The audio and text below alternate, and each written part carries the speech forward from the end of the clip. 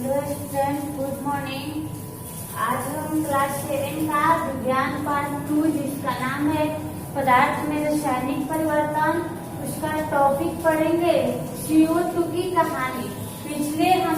पिछले डे से CO2 की कहानी पे हम लोग चर्चा कर रहे हैं, सीख रहे हैं कि CO2 की कहानी क्या है, कैसी है, इसका खोज किसने किया था। लेकिन आज हम CO2 कहानी को भाषा में अपने शब्दों में लिखेंगे कि CO2 की कहानी क्या है। तो आप लोगों से मैं बताई थी कि CO2 का कार्बन डाइऑक्साइड होता है। CO2 का मतलब कार्बन डाइऑक्साइड होता है। कार्बन डाइऑक्साइड होता है। यह एक प्रकार का गैस है। इसका खोज जॉन हेमलेट ने 1630 ईस्वी में किया था। उसको कैसे पता चला कि कार्बन डाइऑक्साइड एक प्रकार का गैस है? तो जो जॉन हेमलेट नामक वैज्ञानिक ने एक पात्र में चारकोल नामक पदार्थ को जलाया था। एक पात्र में जब चारकोल नामक पदार्थ को जलाया था तो जलने के बाद इसके कुछ राख बचे थे। इसके कुछ क्या बचे थे? राख। तो उसने जब चारकोल के जलने के बाद राख के द्रव्यमान का पता लगाया तो चारकोल के द्रव्यमान से राख का द्रव्यमान क्या हो गया था? कम हो गया था। अर्थात इसका मतलब ये था कि जब चारकोल को जलाया गया था तो उसका कुछ भाग हमारे वातावरण में विलीन हो गया था, जिसके कारण चारकोल के जलने के बाद राख का द्रव्यमान चारकोल के द्रव्यमान से कम हो गया। ठीक है, तो आइए हम इसको एक भाषा में लिखते हैं।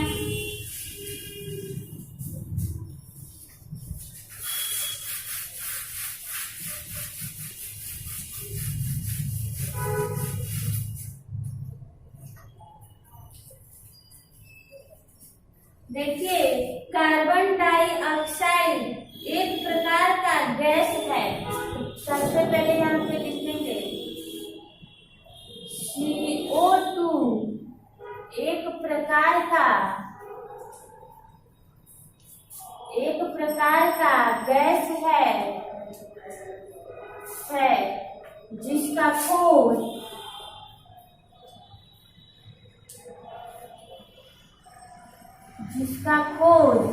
जॉन हेमलेट नामक वैज्ञानिक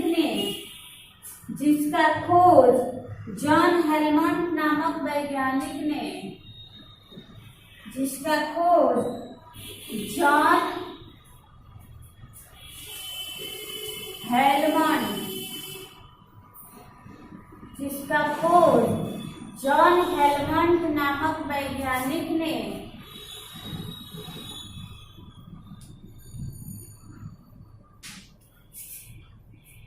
जॉन हेलमंड नामक वैज्ञानिक ने 1630 ईस्वी में किया था। उन्होंने चारकोल नामक पदार्थ को जब जलाया था, उन्होंने चारकोल नामक पदार्थ को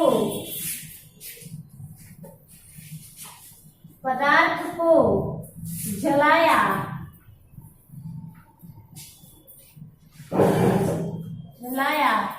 तो उन्होंने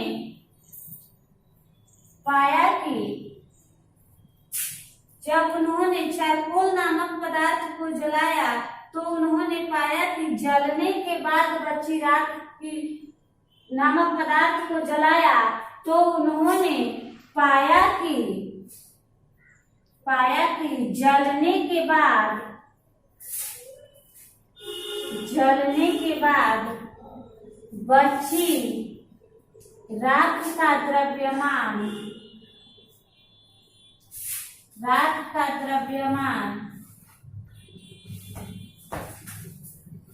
जलने के बाद बचे राख का द्रव्यमान चारकोल के द्रव्यमान से काफी कम था।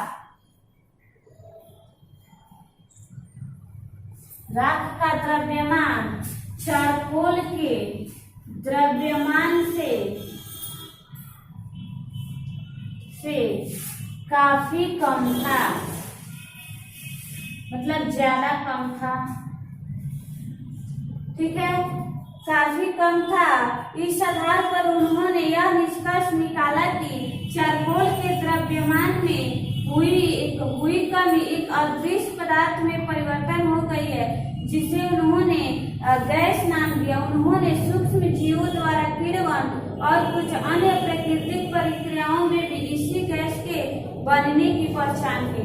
ठीक है, तो राख का द्रव्यमान कम था। इसका मतलब ये है कि जब चारकोल को जलाया गया था तो उसका कुछ भाग गैस के रूप में वातावरण में विलीन हो गया था। ठीक है, तो यही है कहानी।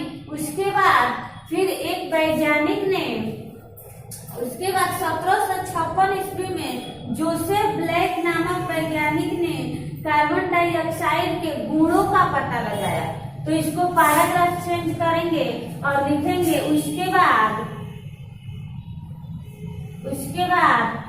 1771 ईस्वी में 1756 ईस्वी में जोसेफ ब्लैक नामक वैज्ञानिक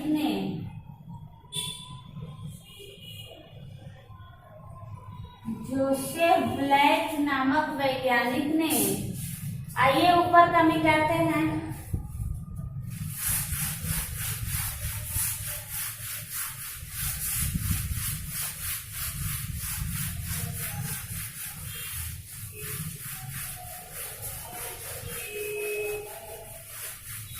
उसके बाद 1756 ईस्वी में जोसेफ ब्लैक नामक वैज्ञानिक ने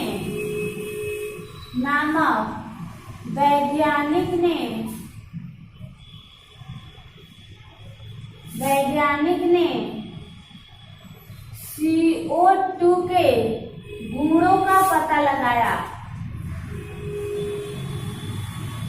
CO2 के गुणों का पता लगाया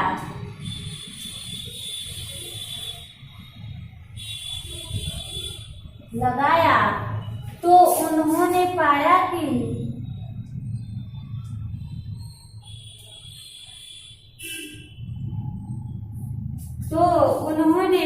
कि जब चूने के पत्थर को गर्म किया जाता है तो उसमें से एक गैस निकलती है।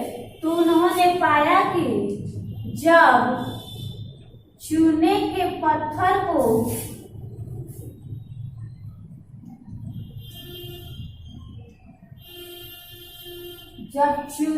पत्थर को गर्म किया जाता है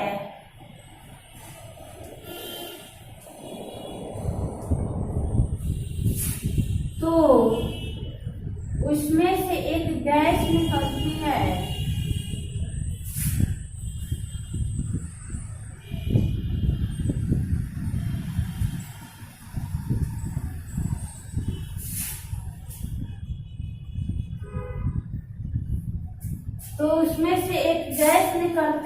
जिसे फिक्स्ड एयर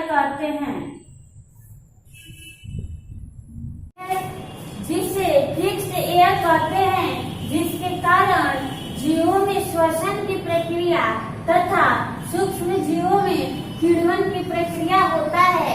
ये हमारा क्या है? CO2 का गुण है। किस वैज्ञानिक ने किया था? जोसेफ ब्लैक वैज्ञानिक ने। पहले इसको लिखेंगे तब इसको लिखेंगे, ऐसे पहले वाला भी इसी में लिखेंगे। तो ये है हमारा CO2 का कहानी। अब हम देखेंगे ऑक्सीजन की कहानी। ऑक्सीजन की कहानी क्या है? O। आइए पहले इसको मिटाते हैं।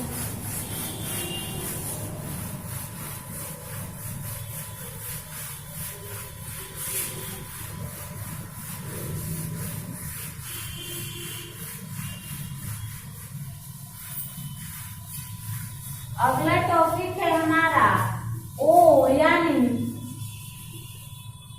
टॉपिक है ऑक्सीजन की कहानी।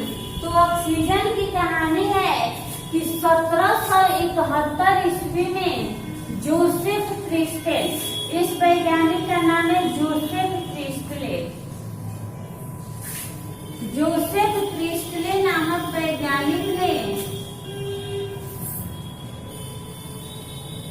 1771 ईस्वी में जोसेफ प्रिस्टले नामक वैज्ञानिक ने एक जलती हुई मोमबत्ती को एक जार में रखकर और उसे ढक दिया। जलती हुई मोमबत्ती को एक जार में रखकर ढक दिया, जिससे थोड़ी ही देर में मोमबत्ती क्या हुई? बुझ गई। मोमबत्ती बुझ गई। ठीक है। इस तरह प्रयोग जीवों के साथ भी दोहराया और पाया कि जीवों का जीवन भी समाप्त हो जाता है जब उन्हें किसी जार को ढक कर रखा जाता है। ठीक इसी तरह जिस तरह मोमबत्ती बुझ जाती है, अब प्रिस्टले ने इस जार में पुदीने की एक टहनी डाल दी। टहनी डालते वक्त यह सावधानी रखी कि जार के अंदर की हवा और बाहर की हवा आपस में मिलने न पाए। तो मोमबत्ती क्या हुई? बुझ गई। उसके बाद एक जार में उन्होंने एक पुदीने के पेड़ को लगाया और उस पुदीने के पेड़ को पूरे अच्छी तरह से ढक दिया, ताकि इस पुदीने के पेड़ में अंदर की हवा बाहर न जाए और बाहर की हवा अंदर न जाए। ठीक है। ढक दिया। तो उसके बाद जो टहनी सावधानी से रखी बाहर की हवा अंदर न जाए, प्रिस्टले ने निष्कर्ष निकाला था कि पुदीने ने हवा को फिर से शुद्ध कर दिया है। आज हम कह सकते हैं कि मोमबत्ती के जलने से ऑक्सीजन खर्च हो गई थी और कार्बन डाइऑक्साइड बन गया था। मोमबत्ती क्यों बुझ गया? क्योंकि यहाँ पे ऑक्सीजन की मात्रा जो है कम हो गया था, ऑक्सीजन समाप्त हो गया था। ठीक है। और कार्बन डाइऑक्साइड इसमें बन गया था। ठीक वही प्रक्रिया जब पेड़ लगाया गया तो पेड़ को तो अत्यधिक मात्रा में कार्बन डाइऑक्साइड की आवश्यकता है, ऑक्सीजन नहीं भी रहेगा, इसीलिए कार्बन डाइऑक्साइड की सहायता से पेड़ हमेशा क्या हुआ? जीवित रहा। तो हमारा जीवन इस पेड़ की तरह नहीं बल्कि मोमबत्ती की तरह है। अगर हमें ऑक्सीजन नहीं मिले तो हमारा जीवन क्या है? बुझ जाएगा, समाप्त हो जाएगा। तो लिखेंगे 1771 ईस्वी में जोसेफ प्रिस्टले ने एक जार में जब मोमबत्ती को रखा तो वहाँ पे ऑक्सीजन समाप्त हो जाने के कारण मोमबत्ती जो है बुझ गई और उसके अंदर कार्बन डाइऑक्साइड की मात्रा बढ़ गई थी। आइए पहले इसको मिटाते हैं।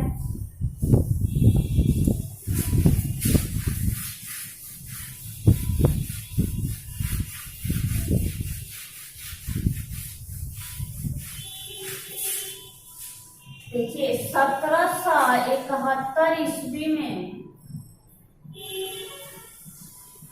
जोसेफ प्रिस्टले ने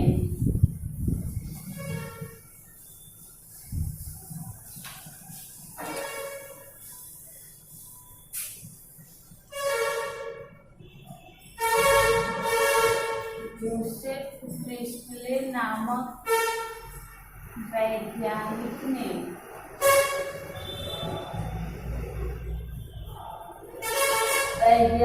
ने एक जार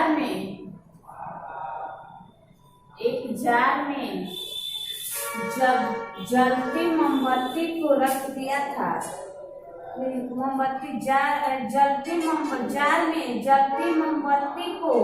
जार में जलती मोमबत्ती को ढक कर रख दिया था।